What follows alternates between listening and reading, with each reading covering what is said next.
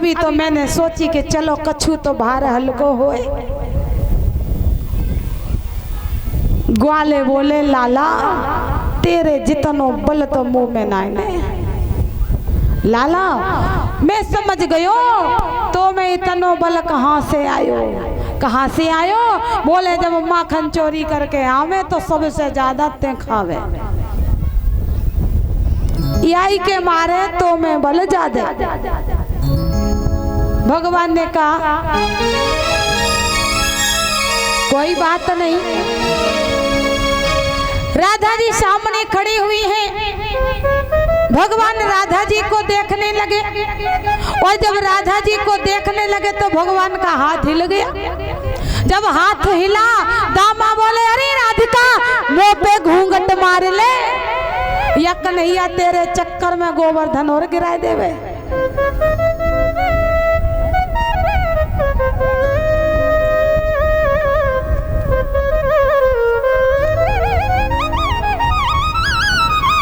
भगवान हंसने लगे। भगवान ने कहा ऐसी बात ना है। अरे राधा को मुंह काहे को ढकवा रहे हो? दामा बोलो तेरी आंखें जब से राधा के मोहड़े पे टिकी और मुंह को पतो चल गई राधा के द्वारा तेरे अंदर शक्ति आवे, तुम दोनों की मिली भगत है। हंसी मजाक परिहास कर रहे हैं ग्वालवाल। इधर सुखदेव जी महाराज कहते हैं 7 दिन बीत गए, वर्षा करते करते अंत में मेघमालाओं का जल समाप्त हो गया, बादल छट गए। भास्कर भगवान ने अपनी किरणें फैलाई, चारों तरफ उजाला हो गया। जब सूरज भगवान निकल आए, चारों तरफ उजाला हो गया, तो भगवान ने बड़ी आसानी से धीरे से गिरिराज जी को जैसे उठाया था वैसे ही उसी जगह पर स्थापित कर दिया। बोली गोवर्धन धारी भगवान की। स्थापित कर दिया। इंद्र ने अब समझ लिया कि ये कोई साधारण बालक नहीं है। शरण में आया एकांत में और भगवान के पैर पकड़ लिए। भगवान ने क्षमा कर दिया। इंद्र ने ब्रज की रज से भगवान को तिलक किया और तिलक करके भगवान से कहा कि आप सच्चे गोपाल हो। गौएं और ग्वालों का पालन करने में आप अपने तन मन धन से जुट गए, तो आपके जैसा गोपाल कोई नहीं है। आज से आप गोपाल कहाओगे। उसी दिन से भगवान को गोपाल कहा जाने लगा। सुखदेव जी महाराज कहते हैं कि भगवान ने गोवर्धन का पूजन कराया। अच्छा, भगवान ने गोवर्धन का पूजन क्यों कराया? तो गोवर्धन के अर्थ को समझिए कि गोवर्धन है क्या। तो गोधन वर्धन बराबर गोवर्धन। मैंने बताया था कि गो शब्द के कई एक अर्थ हैं। तो यहाँ पर गो माने गाय, वर्धन माने बढ़ावा देना। गायों को बढ़ावा देने के लिए, गायों की रक्षा करने के लिए भगवान ने गोवर्धन का पूजन कराया या गायों का पूजन कराया। और आगे चलते भगवान को करना है महाराज, तो भगवान ने ब्रज की गोपियों की, गो माने इंद्रिय, गोपियों की इंद्रियों को बढ़ावा देने के लिए गोवर्धन का पूजन कराया। तीसरी बात, गोवर्धन का एक नाम है अन्नकूट। जिस घर में गोवर्धन की पूजा होती है, अन्नकूट भगवान का पूजन होता है, उस घर में कभी अन्न धन की कमी नहीं होती है। और ये पूजन दीपावली के दूसरे दिन प्रतिपदा को किया जाता है। गोबर के गोवर्धन बनाए जाते हैं ना, आपने देखा होगा। पहले जब गोवर्धन बनते थे 5 गोवर्धन बनाए जाते थे। उसमें जब विसर्जन होता था 5-7 दिन के बाद, तो एक बड़े से गोवर्धन को उठा करके आंगन में किसी अलमारी में रख दिया जाता था। और वो जब सूख जाता था, जब फसल कट कर के आती थी तो खेत पर राश के ऊपर उसी गोवर्धन को रख के पूजन किया जाता था और उसके बाद कन्याओं को दान दिया जाता था अंजलि भर भर के, तब जाकर के अनाज को घर में लाया जाता था। क्यों जी, सही कह रहे हैं? पीछे दादा लोग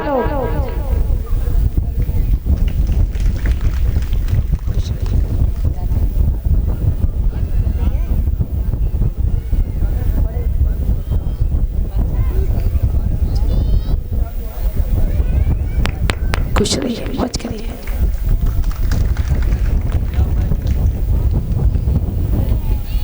भगवान ने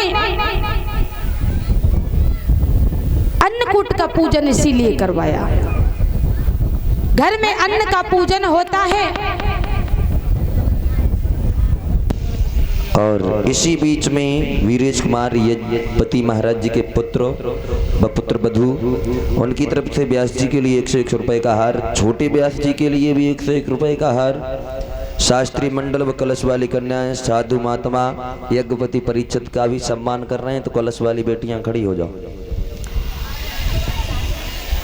आज तो बेटियन की बरचे सोए गए हैं, बैठ जाओ फिर खड़ी है, जाओ जाओ जाओ।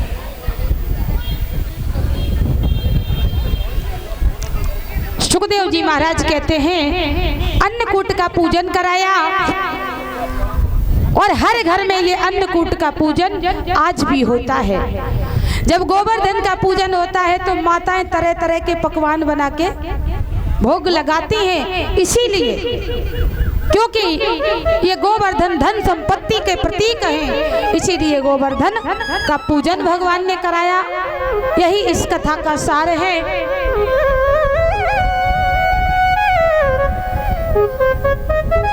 आचार्य सुखदेव जी महाराज कहते हैं राजन, गोवर्धन का पूजन करा के भगवान ने ब्रज में स्थापित कर दिया कि कितना भी विशाल संकट आ जाए पर कन्हैया तुम्हारे लिए तत्पर खड़ा है।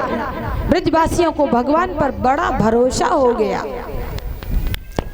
परीक्षित जी ने दोनों हाथ जोड़े और सुखदेव जी महाराज जी से एक बात पूछी, प्रभु ये सब तो ठीक है कि भगवान ने गोवर्धन का पूजन कराया, ब्रजवासियों की रक्षा की, पर मेरी एक बात समझ में नहीं आई। क्या? कहें जब इतनी भयंकर वर्षा हुई तो जल ब्रजमंडल पर नहीं गिरा, ठीक है, परंतु वह जल कहीं ना कहीं तो इकट्ठा हुआ होगा। भाई जब बाढ़ आती है तो उसका पानी बह करके कहीं ना कहीं तो एकत्र होता ही है जाके, और हमारे आपके यहाँ का जल बह करके नाले में, नाले से नदी में, नदी से सागर में, समुद्र में धीरे धीरे पहुंच जाता है। ऐसे ही वो जल जब बरसा तो वो जल कहाँ गया?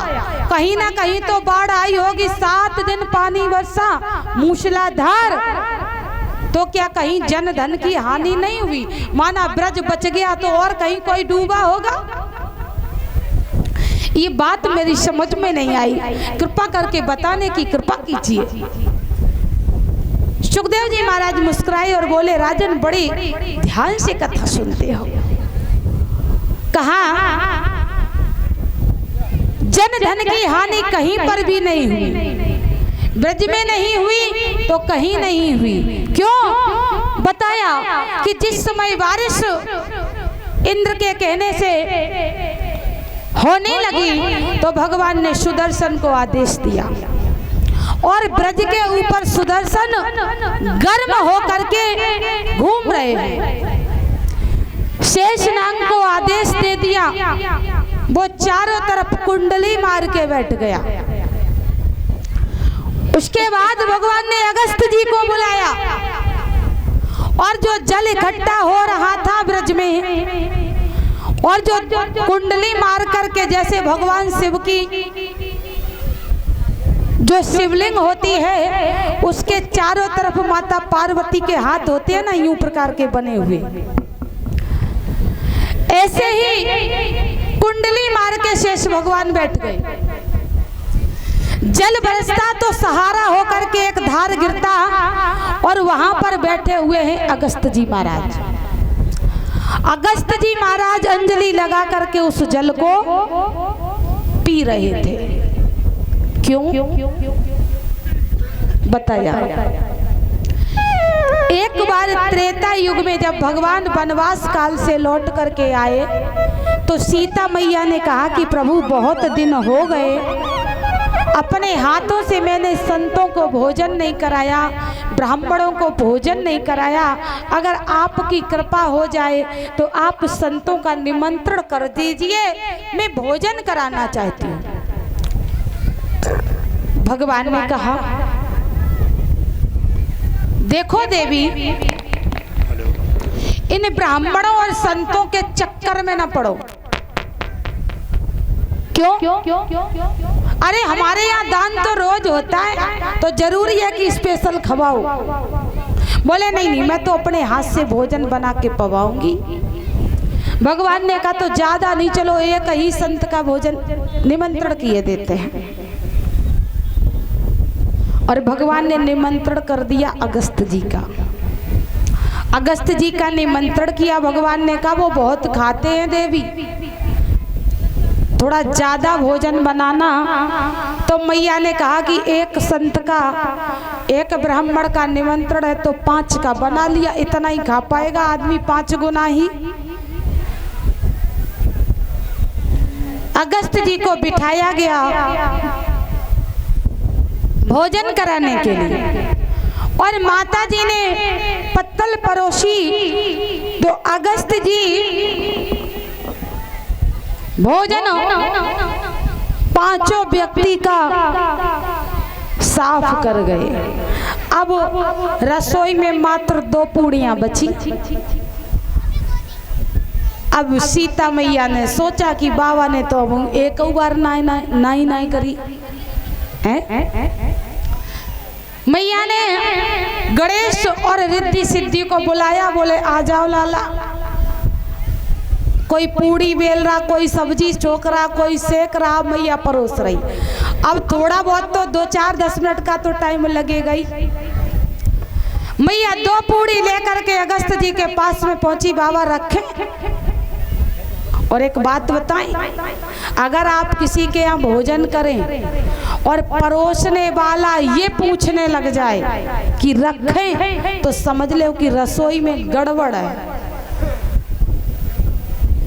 तो ईमानदारी से मना ही कर दो, उसी में तुम्हारी भी इज्जत रह जाएगी और परोसने वाले की भी रह जाएगी। है?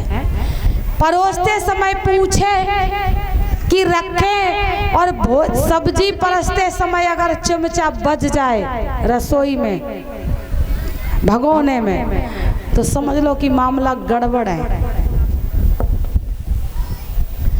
अगस्त जी ने कहा कि मैया अभी क्या हुआ, अभी तो रखो। मैया रख के चली गई। अब तो जो रसोई में आटा था, बोरी 50 किलो की सिख गई, अगस्त मुनि स्वाहा कर गए। मैया ने कहा बाबा जब एक आधा भोजन हो जाता है तो जलपान कर लिया जाता है। अगस्त जी ने कहा देवी जब आधा भोजन हो जाएगा तो हम अपने आप जलपान कर लेंगे। अब सीता मैया घबराई कि एक बोरी समाप्त हो गई और अब इनको आधो भोजन ना भयो तो ना जाने कितनों करे। सीता मैया ने गणेश जी रिद्धि सिद्धि से कहा कि आप परोसो, तब तक हम आते हैं। पहुंची मैया प्रभु श्री राम के पास में और कहा प्रभु रक्षा करो। भगवान ने कहा क्या हुआ? बोले बाबा तो बंद होने को नाम ही नहीं ले रहा, जाने कितने दिनों को भूखो है।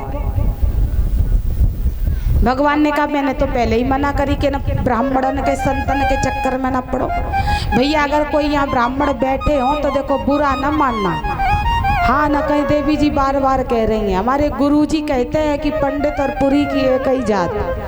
कुआं में गिर जाए रस्सी से न निकले पूरी लटकाए ले तो अपने आप चढ़े। हाय बोलो गोविंद भगवान की। आज अगस्त जी के पूरे वृतांत को सुनाया मैया ने, तो भगवान ने कहा देवी एक काम करो, ये लो 2 तुलसी दल ले जाओ, तुलसी के पत्ते दिए और कहा जाओ संत जी हैं, कह देना कि ये भगवान का प्रसाद है, इसको ग्रहण कर लो। और संत तो संत होते हैं, तो संत भोजन से ज्यादा प्रसाद में विश्वास रखते हैं। मैया बोली प्रभु इन तुलसी दल के 2 पत्तों से क्या होगा, 50 किलो की बोरी सुहाहा हो गई, अभी आधा नहीं हुआ।